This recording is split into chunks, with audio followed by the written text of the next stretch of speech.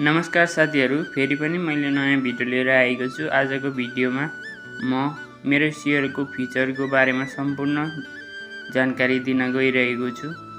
तपाईहरु भर्खरै आईपीओ भर्दै हुनुहुन्छ र मेरो शेयरको बारेमा जानकारी पाउनु भएको छैन भने तपाईहरुलाई मैले भिडियो लिएर आइसकेको छु। अघिल्लो भिडियोमा तपाईहरुले घरबाटै डिमेट अकाउन्ट र मेरो शेयर कसरी खोल्न सक्नुहुनेछ मैले बनाइसकेको छु। अहिलेसम्म हेर्नु भएको छैन भने म आई बटनमा राखिदिने छु, त्यहाँबाट हेर्न सक्नुहुनेछ। तपाईहरुले कुनै पनि ब्राउजरमा गएर मेरो शेयरको वेबसाइटमा गएर आफ्नो कहाँ डिमेट खोल्नु भएको छ त्यसको नाम र युजर नेम र पासपोर्ट हालेर लगइन गर्न सक्नुहुनेछ। मेरो शेयरको एपबाट पनि तपाईहरुले लगइन गर्न सक्नुहुनेछ। लगइन गरिसकेपछि तपाईहरुले dashboard, my details, my share, my portfolio जस्ता आइकन देख्नुहुनेछ। त्यसको बारेमा अब म डिस्क्राइब गर्न गइरहेको छु।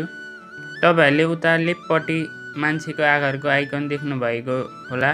त्यहाँबाट तपाईहरुले आफ्नो पासपोर्ट चेन्ज, पिन चेन्ज र मेरो शेयरको ट्रान्ज्याक्सन पिन चेन्ज गर्न सक्नुहुनेछ र मेरो शेयर रिन्यू गर्न सक्नुहुनेछ।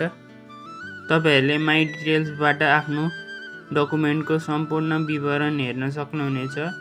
माई शेयरबाट तपाईहरुले आफ्नो डिमेटमा भएको सम्पूर्ण शेयरको बारेमा हेर्न सक्नुहुनेछ र तपाईहरुले त्यहाँबाट पीडीएफ, सीएसबी गरेर प्रिन्ट गर्न सक्नुहुनेछ।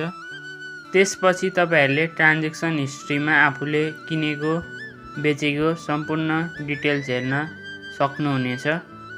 माई पोर्टफोलियोबाट तपाईहरुले आफ्नो शेयरको प्राइस, ओपनिङ प्राइस र क्लोजिङ प्राइस सम्पूर्ण हेर्न सक्नुहुनेछ। त्यसपछि रहेको छ बैंक रिक्वेस्ट। तपाईहरुले आफ्नो मन परेको बैंक रिक्वेस्ट गरेर चेन्ज गर्न सक्नुहुनेछ।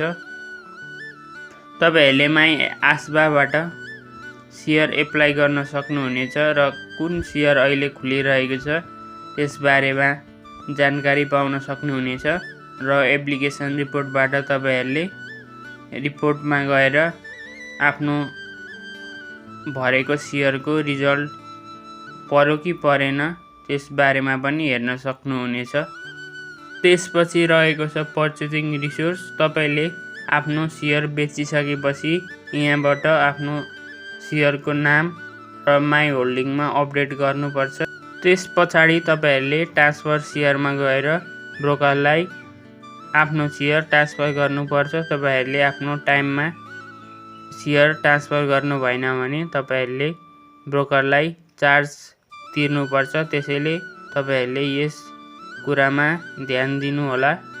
आजका लागि यति नै। फेरि पनि नयाँ भिडियो लिएर उपस्थित हुने नै छु।